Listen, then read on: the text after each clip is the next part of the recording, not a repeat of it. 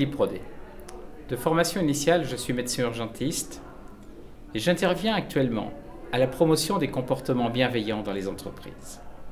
Et ce soir, j'ai le plaisir d'intervenir devant l'Agora des assistantes de dirigeants.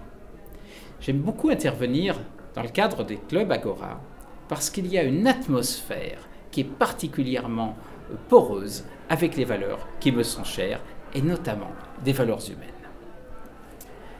De formation initiale, je suis donc médecin urgentiste et cela m'a amené à avoir un regard sur le travail un petit peu différent.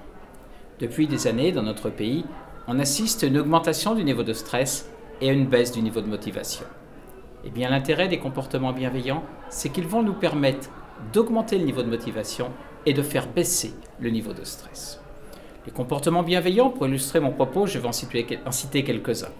Il s'agit par exemple du sens, c'est-à-dire de permettre à chacun de savoir à quoi il sert dans son travail, dans sa vie. Il peut s'agir de fixer des objectifs au bon niveau en s'appuyant sur les travaux de Mihaly Csikszentmihalyi, le père de la notion de flow. On sait que si l'objectif est fixé juste au-dessus de nos compétences, on va entrer dans un état de flow, un état de concentration optimale où on sera pleinement efficace. Et comme on sera pleinement efficace, on va prendre conscience de notre utilité pour notre service, pour l'entreprise, on sera protégé des effets du stress. Il peut s'agir de laisser un juste niveau d'autonomie qui va traduire la confiance que l'on fait à un collaborateur.